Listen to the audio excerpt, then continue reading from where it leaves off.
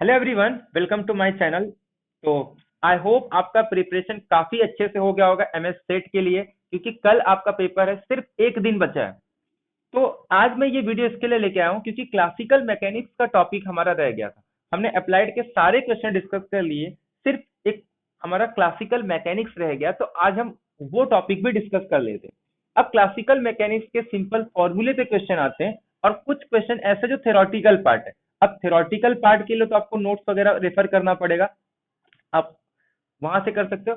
But अब आपके पास time कम है, तो इसीलिए मैं आपको कुछ फॉर्मूले बताऊंगा और जिसके बेसिस पे लगातार क्वेश्चन पूछे जा रहे हैं। तो एटलीस्ट हम पिछले 2 साल के क्वेश्चन को डिस्कस कर लेते हैं और वो उस पर लगातार क्वेश्चन पूछे जा रहे हैं। तो आपके यहाँ से 3-4 मार्क्स हो जा रहे हैं अगर आप इसको फर्स्ट टाइम देख रहे हो। अगर आप इसके पहले भी पढ़ चुके हो तब तो आप आराम से 6 से 7 क्वेश्चन यहाँ से निकाल सकते हो। लेकिन अगर जैसे आपको क्लासिकल मैकेनिक्स आपके यूनिवर्सिटी में नहीं था, तो फिर आपके लिए काफी यूजफुल रहने वाला है। तो ज्यादा डिटेल में नहीं डिस्कस करेंगे क्योंकि कल आपका पेपर है, आपके पास भी टाइम नहीं होगा। तो जितने भी है चीजें रिकॉल करो, तो हम लोग शॉर्ट में ही सारे फॉर्मूले वगैरह डिस्कस कर लेते हैं। टोटल 8 क्वेश्चन 2019 के हैं, 2020 के हैं। जो थ्योरी पार्ट में आपको डायरेक्ट आंसर बता दूंगा, लेकिन जो कैलकुलेशन पार्ट है वो हम सॉल्व करेंगे। तो पहला क्वेश्चन देखो, मैं क्वेश्चन रीड नहीं करता हूँ, डायरेक्ट बता दे रहा हूँ। इसमें आपको क्या कह रहा है कि एक सिस्टम में 3 पार्टिकल्स हैं, M1 M2 M3, जो मोशन में है। अब उसके बाद कह रहा है कि उसमें 3 कंडीशन दी है। तो हमारे पास फॉर्मूला होता है कि आपके पास जितने नंबर ऑफ पार्टिकल्स हैं उसको 3 से मल्टीप्लाई करके माइनस कर दो जितने नंबर ऑफ आपको कंस्टेंट दिए हुए हैं। तो इसमें 3 कंस्टेंट है, कितने पार्टिकल्स है 3, तो 3 into 3 is equal to 9 minus 3 is equal to 6। अब मैं आपको यहाँ से एक और चीज बता देता हूँ। एक होता है freedom of degree of freedom.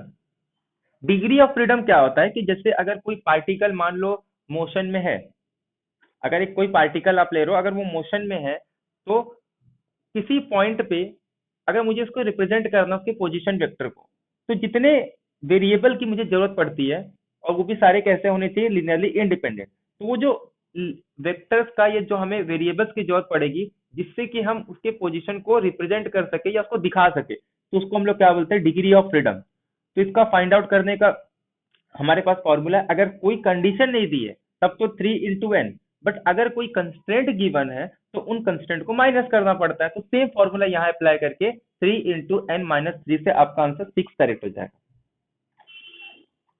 Question number second, एक पार्टिकल है जिसका मास वो मूव कर रहा है एक 2 डायमेंशनल स्पेस में। तो कह रहा है कि इसकी काइनेटिक एनर्जी आपको पता होगा 2 टाइप की एनर्जी होती है। और क्लासिकल मैकेनिक्स ये लगभग आपका 50% कह सकते हैं फिजिक्स वाले का है और 50% मैथ्स वाले का। इसे फिजिक्स वाले भी पढ़ते हैं और हम भी पढ़ते हैं। एक्चुअल में डिटेल में तो इसको फिजिक्स में पढ़ा जाता है, मैथ्स में इतना डिटेल में लोग नहीं डिस्कस करते। तो आपको पता होगा 2 टाइप की आपके पास एनर्जी होती है, एक आपका काइनेटिक एनर्जी होता है, एक आपका पोटेंशियल एनर्जी होता है।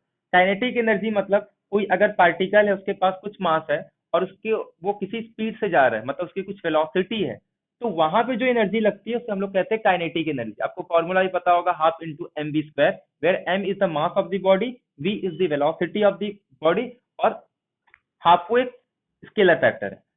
इसके अलावा अगर हम जब बात करते हैं पोटेंशियल एनर्जी की, तो पोटेंशियल एनर्जी अगर कोई ऑब्जेक्ट है जिसका मास m है और वो उसको किसी हाइट पे रखेंगे, तो ग्रेविटी की वजह से उस पर जो एक्सेलरेशन लगता है, तो सिंपल पोटेंशियल एनर्जी क्या होती है, m इंटू जी इंटू एच, यानी कि मास इंटू ग्रेविटी और जिस हाइट पे वो हमारा ऑब्जेक्ट है, तो ये आपका पोटेंशियल एनर्जी हो जाता है। तो पोटेंशियल एनर्जी काइनेटिक। अब यहाँ पे आपको क्या कह रहा है कि काइनेटिक एनर्जी, तो काइनेटिक एनर्जी को जो आप लिखोगे तो उसे हम रिप्रेजेंट कर सकते हैं सी के, मतलब जो पोलर कोऑर्डिनेट में अगर लिखना है तो सी ऑप्शन करेक्ट हो जाएगा। अब मैं आपको दिखा देता हूँ कि सी ऑप्शन कैसे करेक्ट होगा। ये देखो, टोटल काइनेटिक एनर्जी जो होती है T is equal to half into m v square. तो m मास हो जाएगा पार्टिकल का, v जो है वो वेलोसिटी है, प्लस आई अपॉन 2 आई ओमेगा स्क्वायर। तो ओमेगा क्या होता है, उसका जो एंगुलर वेलोसिटी होती है। एंगुलर वेलोसिटी मतलब अगर कोई पार्टिकल किसी अपने ही खुद के एक्सिस पे मूव कर रहा है, यानी कि एक सर्कुलर में मूव कर रहा है, तो अगर वो सर्कुलर पे मूव या फिर ट्रेवल कर रहा है, तो उसकी जो वेलोसिटी होती है एंगुलर वेलोसिटी, और एंगुलर वेलोसिटी निकालते कैसे हैं, उस पॉइंट पे उसका रेडियस वेक्टर को मल्टीप्लाई कर दो उससे वेलोसिटी वेक्टर से। तो वो हमारा एंगुलर वेलोसिटी आ जाता है। तो आई क्या है, हमारा मोमेंट ऑफ इनर्शिया है। तो ये हमारे पास फॉर्मूला हो गया। अब जस्ट वेलोसिटी मतलब क्या होता है, पोजीशन वेक्टर को with respect to time differentiate कर दो, तो आर डॉट और उसके स्क्वायर, और आपको पता है कि आई ओमेगा स्क्वायर को हम लोग क्या लिख सकते हैं इसको हम लोग लिख सकते हैं m into r square theta square. तो ये सिंपल से हमारे पास फॉर्मूला है। अब उसको सॉल्व करके हमारे पास ये सी ऑप्शन हमारा करेक्ट हो गया। अब नेक्स्ट क्वेश्चन देखो, नेक्स्ट क्वेश्चन क्या कह रहा है हमारे पास कि एक हैमिल्टोनियन सिस्टम है। अब ये हैमिल्टोनियन सिस्टम क्या होता है वो सब छोड़ दो, बस मान के चलो कोई एक सिस्टम है जिसे हैमिल्टोनियन सिस्टम कहा जाता है। तो उसके लिए आपको दो फॉर्मूले याद रखने हैं बस। यहाँ पे दो वेरिएबल यूज हो रहे हैं, जैसे सिंपल हम लोग ऐसा मान लो कि Z is a function of X and Y. जैसे जेड हम लोग पार्शियल डिफरेंशियल इक्वेशन में पढ़ते हैं कि Z is a function of X and Y, ऐसे ही मान लो यहाँ पे आपको एच एक हैमिल्टोनियन फंक्शन है जो कि पी और क्यू के टर्म्स में दिया है। अब अगर आपको जैसे वहां पे हम लोग निकालते हैं जेड एक्स जेड वाई, ऐसे यहाँ पे भी अगर मुझे P D P by D T निकालना है यानी कि पी डॉट निकालना है, या D Q by D T निकालना है यानी कि क्यू डॉट निकालना है, तो उसके लिए हमारे पास सिंपल फॉर्मूला है, उसका यूज करके हम लोग सॉल्यूशन फाइंड आउट कर सकते हैं। क्वेश्चन में दिया क्या है आपको, एच एक हैमिल्टोनियन सिस्टम दिया हुआ है, तो C1 C2 आर्बिट्रेरी कांस्टेंट है। तो जो सॉल्यूशन होगा Q का, आपको Q का सॉल्यूशन फाइंड आउट करना है। तो इसके लिए मैं आपको फॉर्मूला बता रहा हूँ, वो आप करो। इससे आपके 2019 का भी एक क्वेश्चन आया हुआ है और 2020 में भी एक क्वेश्चन आया हुआ है। बाकी नेट में भी इसके क्वेश्चन आते हैं और एज इट इज ऐसे हैं। तो हमारे पास दो कैनोनिकल फॉर्म होती है, एक होता है P डॉट को हम लोग लिख सकते हैं minus del H by del q, और Q डॉट को लिख सकते हैं del H by del p. ठीक है, अब ध्यान से मुझे क्या फाइंड आउट करना है, क्यू फाइंड आउट करना है, तो हम कौन सा इक्वेशन यूज करेंगे, canonical form of second equation use करेंगे, यानी कि Q dot is equal to del H by del p, where q dot क्या होता है D Q by D t, यानी कि क्यू को डिफरेंशिएट करना है विद रिस्पेक्ट टू टाइम। तो अब मुझे फाइंड आउट करना है del H by del P, तो यानी कि जो हमारे पास एच गिवन था P square by two plus Q के square Q square by two. तो अब इसको मैं किसके रिस्पेक्ट में डिफरेंशिएट करूंगा, इसको मैं पी के रिस्पेक्ट में डिफरेंशिएट कर रहा हूँ। तो सेकंड में तो पी टर्म प्रेजेंट नहीं है, आप देख सकते हैं जो सेकंड वाला टर्म दिख रहा है k square Q square by two, इसमें पी वाला टर्म प्रेजेंट नहीं है। तो हमारे फर्स्ट वाला टर्म पी स्क्वायर का two p two two cancel होकर सिंपल पी आ जाएगा। तो यानी कि क्यू डॉट की वैल्यू क्या आ गई पी। अब मुझे क्यू निकालना है, तो मैं विथ रिस्पेक्ट टू टाइम क्या कर दूंगा, इंटीग्रेट कर दूंगा। तो p as a constant rate होगा, तो यहाँ पे टी आ जाएगा plus some times constant c. तो यानी कि q is equal to k p plus c one, यानी कि आपका ऑप्शन नंबर सी करेक्ट हो जाएगा। तो आपका जो ऑप्शन नंबर, सॉरी सी नहीं, आपका ऑप्शन नंबर बी करेक्ट होगा। उसमें रॉन्ग लिखा है तो करेक्शन कर लो। तो आपका ऑप्शन नंबर बी करेक्ट हो जाएगा कि q of t is equal to constant times t plus c one.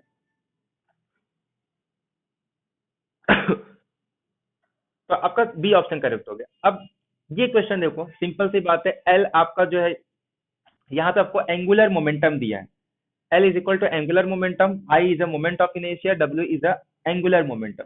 Simple से पूछ रहा है कि इसके डायमेंशन डायमेंशन के बारे में, क्या क्या दोनों की डायमेंशन सेम होगी।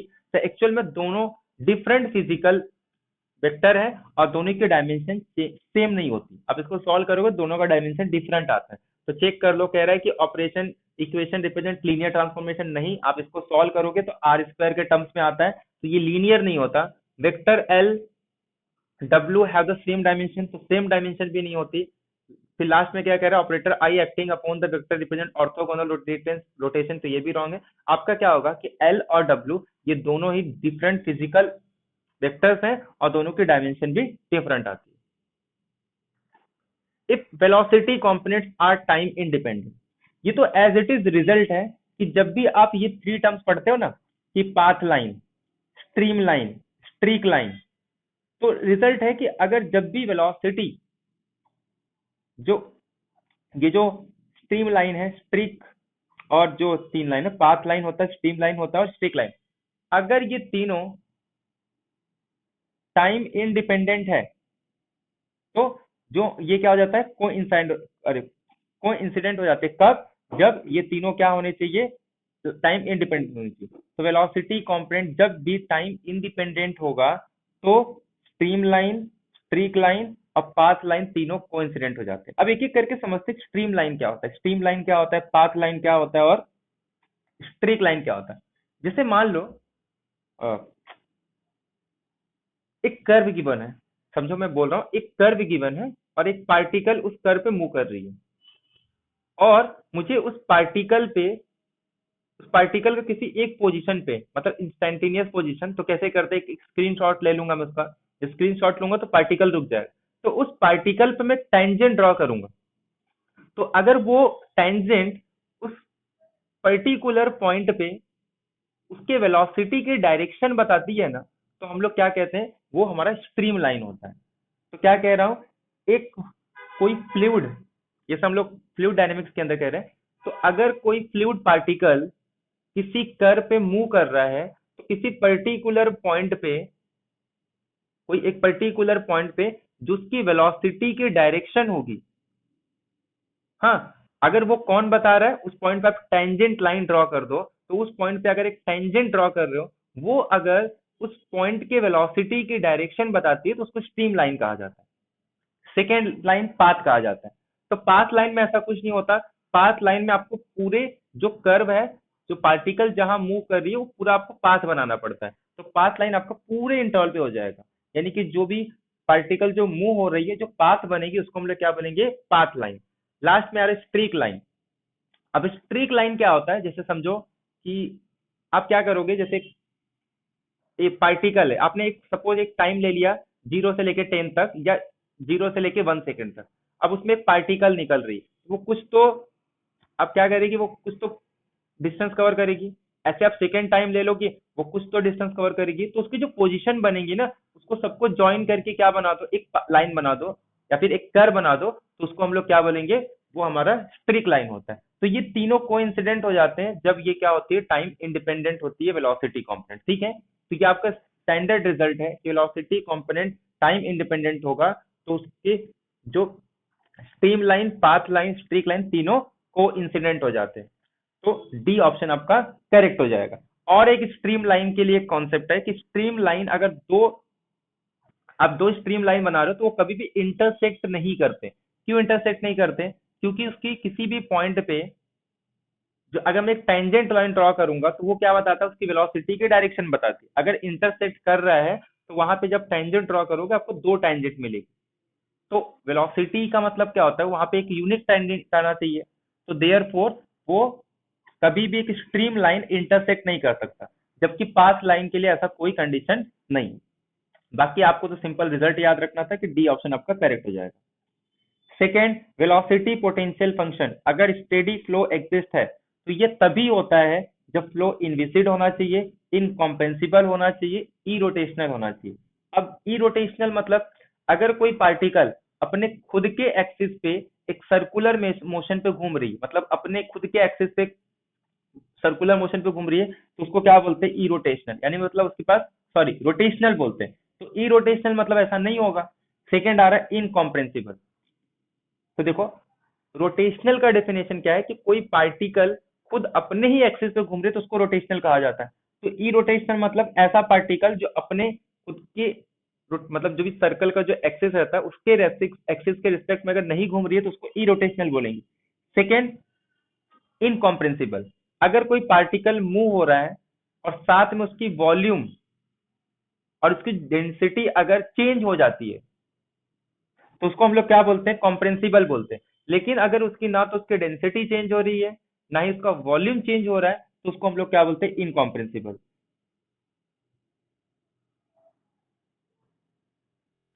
और एक दिन, अरे इनविसिड, या फिर इसको नॉन विस्कियस भी बोलते हैं।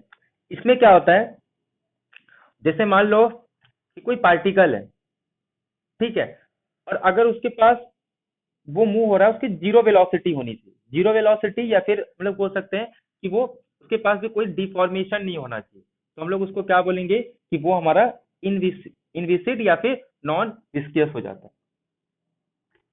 अब ये देखो 77, ये सिंपल क्वेश्चन है। अब ये एक फॉर्मूले बेसिस पे क्वेश्चन आता है, वो हम डिस्कस कर देते हैं, इस पे भी रिपीटेड क्वेश्चन आते हैं। तो 77 का आपको अच्छे से देखना है। ये फॉर्मूला आपका 2019 पे दो क्वेश्चन आए थे, और 2000 इसमें भी एक क्वेश्चन आया हुआ, ठीक है।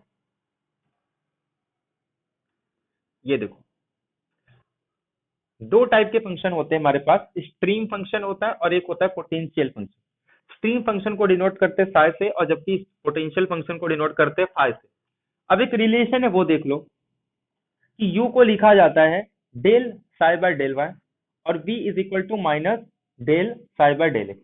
एक तो ये याद रखना है, और दूसरा dx by u is equal to dy by v. और एक चीज याद रखने, कुछ पॉइंट याद रखने, जैसे स्ट्रीम फंक्शन जो है ये 2 डायमेंशन के लिए यूज किया जाता है, जबकि पोटेंशियल फंक्शन 2 या 3 डायमेंशन दोनों के लिए हम यूज करते हैं। और दूसरी बात, कभी अगर क्वेश्चन आ गया कि पोटेंशियल फंक्शन और स्ट्रीम फंक्शन आपस में ऑर्थोगोनल होते हैं, तो ये अगर क्वेश्चन आ रहा है तो आप ये याद कर लो कि stream function and potential function are orthogonal, क्योंकि इस टॉपिक से क्वेश्चन पूछ रहे हैं तो इससे रिलेटेड आपको और भी थ्योरी पार्ट क्वेश्चन पूछ सकते हैं। अब इसके बाद ये आपका रिलेशन हो गया इसके बीच में। पोटेंशियल फंक्शन का क्या होता है, u is equal to del five by del x, v is equal to del five by del y, और w is equal to del five by del z. और ये इसके पोजीशन वेक्टर है, u v w 3 dimension में ले रहे हैं और इसको 2 डायमेंशन में ले रहे हैं, इसके लिए हम लोग uv यूज कर रहे हैं। तो अब देखो थोड़ा, अब क्वेश्चन में हमें क्या दिया है, phi is equal to x minus t y minus t. तो यहां से हम क्या निकाल सकते हैं, u निकाल सकते हैं, क्योंकि u निकालने का फॉर्मूला क्या था हमारे पास, जो भी आपको फाइ फंक्शन दिया हुआ है उसको x के रिस्पेक्ट में डिफरेंशिएट कर दो। v निकालना है तो आप किसके रिस्पेक्ट में कर दो, y के रिस्पेक्ट में। ये हम लोग के पास क्यों क्या गिवन है, हमारे पास पोटेंशियल फंक्शन है, तो पोटेंशियल फंक्शन है तो फॉर्मूला कौन सा यूज करेंगे, u is equal to del phi del x, v is equal to del phi by del y. तो जैसे ही मैं इसको x के रिस्पेक्ट में करूंगा तो ये मेरे पास क्या आ जाएगा, y माइनस टी, और जब मैं इसको y के रिस्पेक्ट में करूंगा तो x माइनस टी आ जाएगा। और हमारे पास रिलेशन क्या था, dx by u is equal to dy by v। ये किसके लिए था, जब हमको स्ट्रीम फंक्शन निकालना।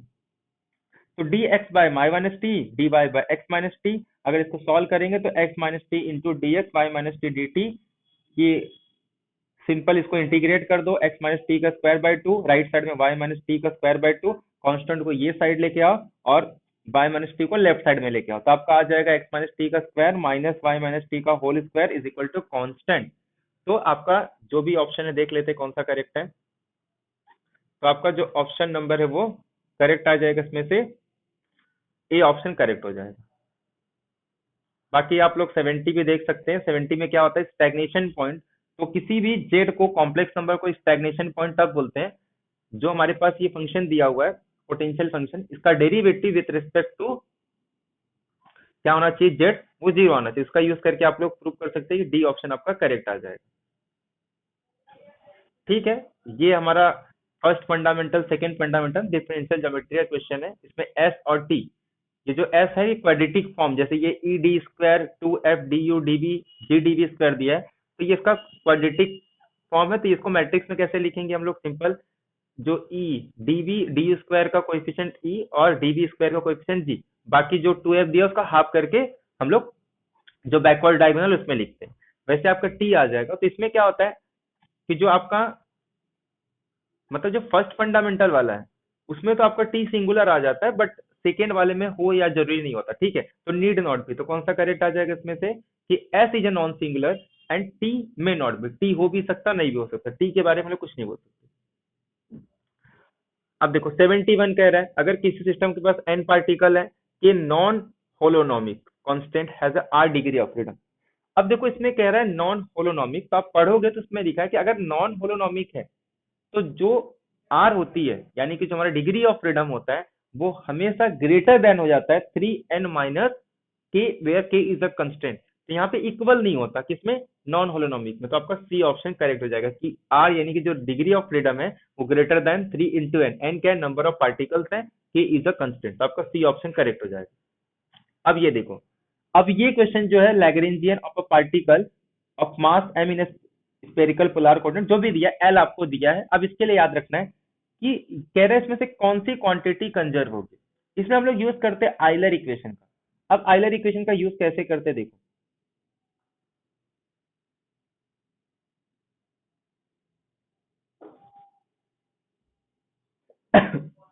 देखो जैसे अगर आपको ये आइलर इक्वेशन गिवन है, तो ये जो आपको सेकेंड, ये जो है ना आइलर इक्वेशन, यानी कि del q i dot t, ये कांस्टेंट आना चाहिए। अच्छा, ये कांस्टेंट कब आएगा? जब ये जो आपका सेकेंड वाला पार्ट ना ये जीरो हो जाएगा, मतलब del q i by l, अगर ये पार्ट जीरो हो गया तो अब आपका ये जो del q i dot l है वो कांस्टेंट हो जाएगा। तो कहने का मतलब ये है कि आपको क्वेश्चन में भी यही दिया है कि कौन सा कंजर होगा, तो del q i by del constant चाहिए। बट उसके लिए मुझे क्या करना पड़ता है, ये जो del q i by l है इसको क्या बताना पड़ता है, जीरो बताना पड़ता है। तो जस्ट आपको यही चेक करना है कि कौन सा टर्म प्रेजेंट नहीं है। अब जो हमारे पास ये गिवन है एल, तो ये जो हमारे पास एल गिवन है ये जीरो कब होगा, मतलब किसके रिस्पेक्ट में हम लोग इसको डिफरेंशिएट कर देंगे तो जीरो आ जाएगा। तो देखो अब हमारे पास कितने वेरिएबल यूज हो रहे हैं, यहाँ पे आर यूज हो रहा है, थीटा है हमारे पास, और फाइव फंक्शन है। अगर मैं आर का टर्म देखूं तो सेकंड वाले में आर स्क्वायर प्रेजेंट है, थर्ड वाले में भी आर स्क्वायर प्रेजेंट है। मैं टीटा की बात करूं तो साइन स्क्वायर टीटा प्रेजेंट है, लेकिन किसी में भी फाइव प्रेजेंट नहीं है। ना तो फर्स्ट में फाइव प्रेजेंट है, ना ही सेकंड में फाइव प्रेजेंट है, ना ही थर्ड में फाइव प्रेजेंट है।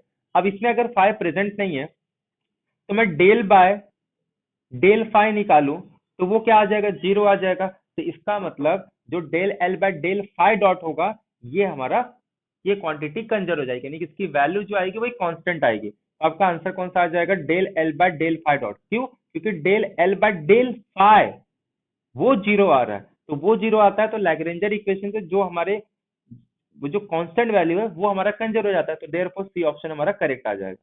अब ये ऑलरेडी हम लोग करके आए भी कि अगर आपको हैमिल्टोनियन दिया है डायनेमिकल सिस्टम में h is equal to p q, आप यहाँ से पी डॉट निकाल सकते हो, क्यू डॉट निकाल सकते हो, और आप डिफरेंशियल इक्वेशन सॉल्व करके आप फाइंड आउट कर सकते हो कि जब टी की वैल्यू अप्रोच करेगी इन्फिनिटी को तो पी और क्यू किसको अप्रोच करने वाला। तो ये भी सिंपल कैलकुलेशन जो हम करके आए उसके जैसा ही है।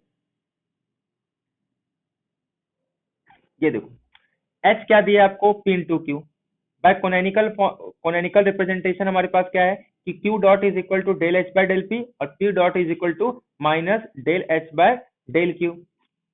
अब देखो डेल एच बाय पी, हमारे पास एच क्या गिवन है, पी इंटू क्यू। जैसे मैं इसको पी के रिस्पेक्ट में करूंगा तो आंसर क्यू आ जाएगा, जैसे ही मैं इसको क्यू के रिस्पेक्ट में करूंगा तो हमारे पास आंसर क्या आ जाएगा, पी आ जाएगा। तो दो वैल्यू हमको मिल गई। अब सुनो del H by del P क्या होता है, Q dot, del H by del Q क्या होता है, पी डॉट। तो Q dot is equal to Q आ गया और दूसरा P dot is equal to minus P आ गया।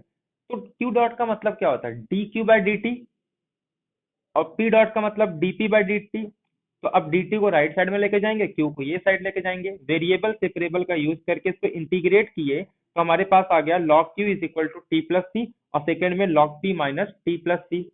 अब दोनों साइड ई एक्सपोनेंशियल अप्लाई करेंगे तो हमारे पास आ जाएगा q is equal to q आ जाएगा और दूसरा क्या आ जाएगा, ई रेस टू टी सी।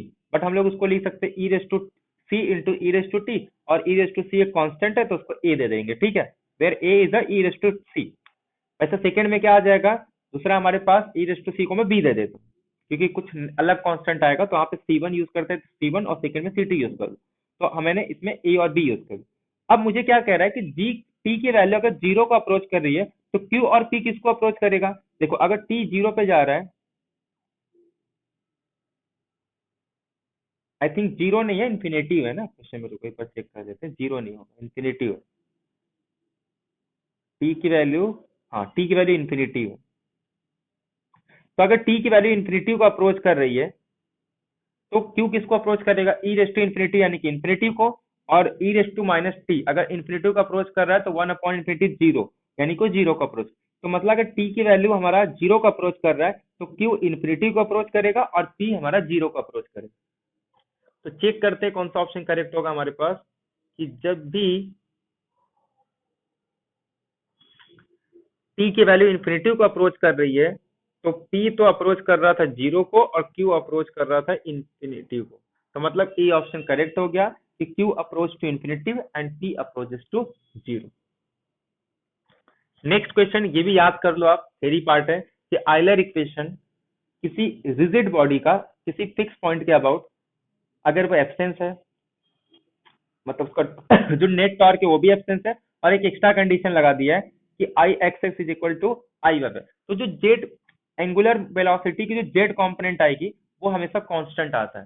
तो इसमें क्या कह रहा है, ए सेटिस्फाई करेगा सिंपल हार्मोनिक फंक्शन को, कह रहा है कांस्टेंट, तो कांस्टेंट वाला ऑप्शन आपका राइट हो जाएगा। देखो 75 मास कंजर्वेशन के लिए कुछ रिजल्ट है, तो जिसमें आपका पहला भी सेटिस्फाई होता है, यानी कि जब ग्रेडियंट फैक्टर निकालोगे क्यू का तो वो जीरो आना चाहिए। आप डेंसिटी फंक्शन को टाइम के रिस्पेक्ट में डिफरेंशिएट करो और क्यू का ग्रेडियंट निकालो तो वो भी जीरो होता है। अब ग्रेडियंट को विद रिस्पेक्ट टू टाइम निकालो, या फिर डेंसिटी को मल्टीप्लाई करो, किससे, डेंसिटी तो मल्टीप्लाई करना है आपको क्यू के साथ, तो उसका जो आप क्या निकालोगे, फिर से ग्रेडियंट फैक्टर निकालोगे तो वो भी क्या आएगा आपका जीरो। लेकिन जो कर्ल होता है वो जीरो नहीं आता, that is gradient cross Q. Cross use कर ले मतलब कर्ल यूज होता है, अगर हम लोग डॉट प्रोडक्ट यूज करते तो डाइवर्जेंट होता है। तो आपका डी ऑप्शन नहीं होगा, बाकी ए बी सारे ऑप्शन आपके करेक्ट हो जाएंगे। अब 76 77 देखो, ये जो अभी हम कर क्या है उसी से रिलेटेड है, कि अगर वेलोसिटी कंपोनेंट किसी पॉसिबल फ्लूइड मोशन का u is equal to 2cy है और v is equal to c times a square plus x square minus y square, a c एक नॉन जीरो कांस्टेंट है, स्ट्रीम फंक्शन बोल रहा है। तो यहाँ पे एक्चुअल में स्ट्रीम फंक्शन को फाई यूज किया है, बट आप स्ट्रीम फंक्शन ही फाइंड आउट करो।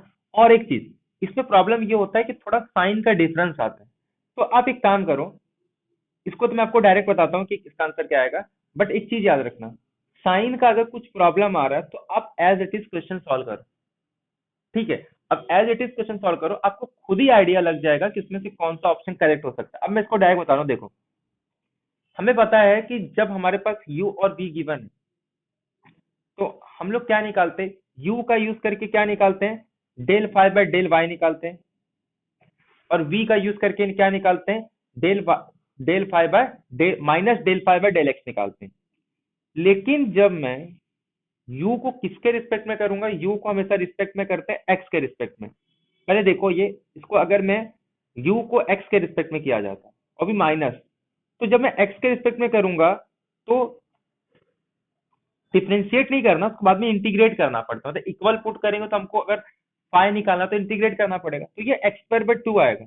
बट कहीं पे भी देख लो ऑप्शन में ए बी सी में, मतलब बी को छोड़ दो, ए सी डी में कहीं पे भी आपको एक्स स्क्वायर बाय 2 टर्म्स नहीं निकल रहा है, मतलब वो नहीं निकाल सकते। अब ऐसे अगर मैं इसको y वाले के टर्म्स में करूंगा तो ये क्या आना चाहिए, वाई स्क्वायर बाय 2 आना चाहिए, तो ए सी डी में तो वो भी नहीं है। अगर मैं v के रिस्पेक्ट में निकालू तो v के रिस्पेक्ट में करूं, चाहे मैं x के रिस्पेक्ट में करूं चाहे y के रिस्पेक्ट में, तो x के रिस्पेक्ट में जो इंटीग्रेट करूंगा तो एक्स स्क्वायर बाय 2 आएगा, या फिर y के करूंगा तो वाई स्क्वायर बाय 2 आएगा।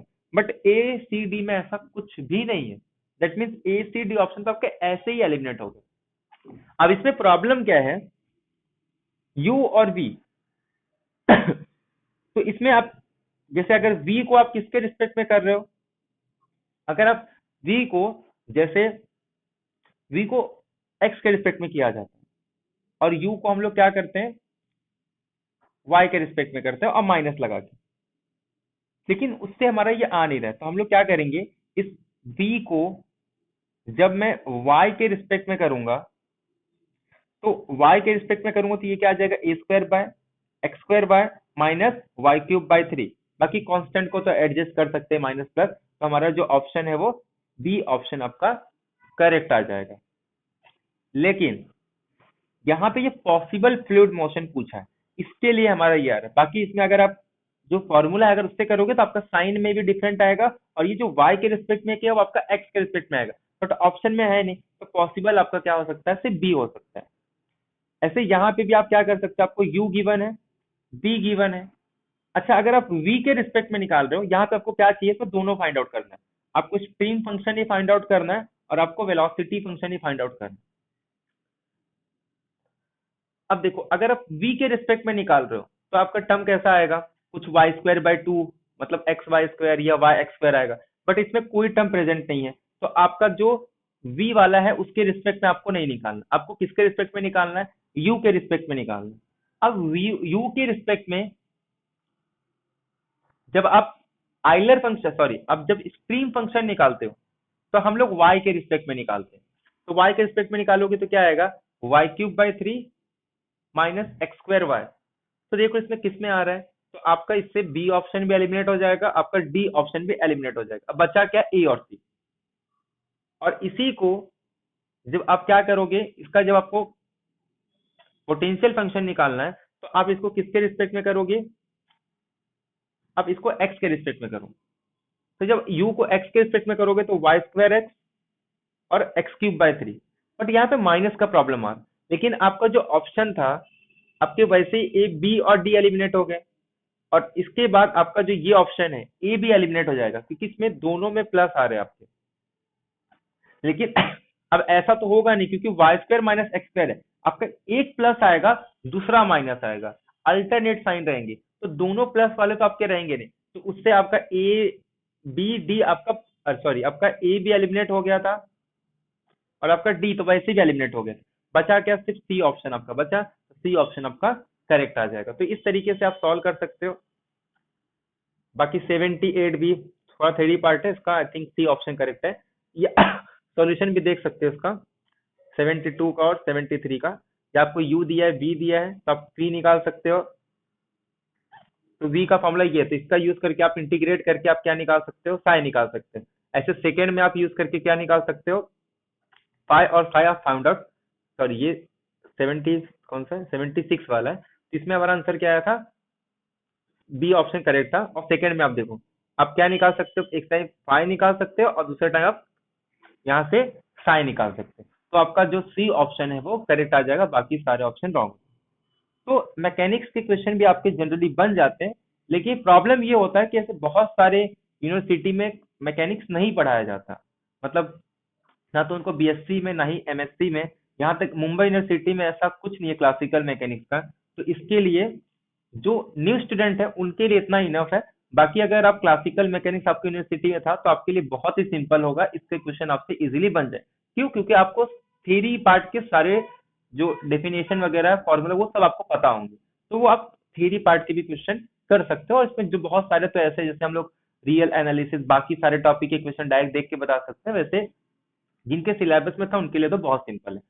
बट यहाँ से आपके सारे टॉपिक खत्म होते हैं। ये 50 लेक्चर था, तो 100 डेज चैलेंज आपके लिए बहुत यूजफुल। वो स्टूडेंट जिन्होंने पूरा लेक्चर देखा है, मैं गारंटी देता हूं कि इस वीडियो देखने से, अगर आपने पूरे स्टार्टिंग से वीडियो देखे, सिर्फ इस वीडियो को देख के आप कम से कम 50 मार्क्स ला सकते हो। मैं एटलीस्ट कह रहा हूं, अगर आपने सारे वीडियो देखे और उसके बाद सिर्फ वीडियो देखने से काम नहीं चलेगा, वीडियो देखने के बाद उसे प्रैक्टिस किया होगा, उससे रिलेटेड क्वेश्चन सॉल्व किए होंगे, तो डेफिनेटली आपके 50 से ऊपर तो आएंगे, अगर आप अच्छे से पढ़ रहे थे पूरे 100 डेज चैलेंज के। और इसके अलावा जिन्होंने पेड क्लास किया, तो वहां पे हमने प्योर को भी काफी डिटेल में डिस्कस किया, जितने भी क्वेश्चन है सारे डिस्कस किए थे, और यहाँ पे आपका यूट्यूब पे आपका अप्लाइड भी हो गया। तो यानी कि पूरा टोटल, अगर मैं इसमें मैकेनिक्स को भी ऐड कर दूं, तो मान के चलो 80 मार्क्स तक हमने पूरा डिस्कस किए। और एक चीज, 2020 के 100 में से लगभग 90 क्वेश्चन हमने डिस्कस किए। अगर आप देखोगे तो 100 डे चैलेंज में जो पेपर 2020 का, उसमें लगभग 90 क्वेश्चन हमने डिस्कस किए। और सिमिलरली पेपर 2 में, सॉरी 2019 का भी 80 से 90 के बीच में हमने डिस्कस किया। यानी कि अगर आप इतना भी करके 100 डे चैलेंज करके भी जाते हो, आपके लिए काफी बेनिफिट होगा। और इसके अलावा अगर आपका प्योर मैथ्स अच्छा है और आपने जो पिछले 15 वीडियो भी देखे, तब भी आपके गारंटी में दे रहा हूँ 40 मार्क्स आपके डायरेक्ट पूछे जाने वाले, आपके सिंपल सिंपल रिजल्ट पे। और आपकी तैयारी अगर आप कर रहे हो तो बहुत ही अच्छे से आपकी हुई होगी। तो अच्छे से पेपर लिखना। और अभी 5 बजे एक लाइव वीडियो रहेगा, जहां पे हम लोग डिस्कस करेंगे कि आप कैसे मोटिवेट रह सकते हो पेपर में, और किस तरीके से आपको बिल्कुल टेंशन नहीं लेना, वो सारी चीजें हम डिस्कस करेंगे। तो प्लीज 5 बजे एक लाइव लेक्चर है, जहां पे हम लोग, आप लोग कुछ क्वेश्चन भी पूछ सकते हो, वहां पे हम लोग डिस्कस करेंगे। ठीक है, तो मिलते हैं 5 बजे। और ये वीडियो अपलोड करने में हो सकता है कि वीडियो के उसके बाद भी हो, अगर ये हो जाता है उससे पहले तो ठीक है, अदरवाइज हो सकता है कि लाइव लेक्चर के बाद भी हो, क्योंकि बहुत टाइम लगता है। तो मिलते हैं हम लोग 5 बजे, अगर ये वीडियो पहले हुआ तो। अदरवाइज आप खुद इस वीडियो को 5 बजे के बाद देखोगे। ठीक है, तो बेस्ट ऑफ लक आप सभी के लिए। अच्छे से पेपर लिखना, बिल्कुल टेंशन मत लेना, आराम से जितना आता है वो आप लिख के आओ, ठीक है। कितना मार्क्स होगा वो सब छोड़ दो, क्लियर होगा नहीं, बट जितना आपको आता है कम से कम उतना सब करके आओ। ऐसा नहीं होना चाहिए कि आपको आ रहे थे और आपके क्वेश्चन छूट गए। जितना आपको आता है ना पूरा 100% अपना दे के आओ। बाकी एग्जाम निकालना नहीं निकालना बात की बात है, ठीक है। बट आप अपना 100% एफर्ट आपको सबको देना। ठीक है, चलो मिलते हैं फिर नेक्स्ट लेक्चर में। Thank you very much, have a nice day.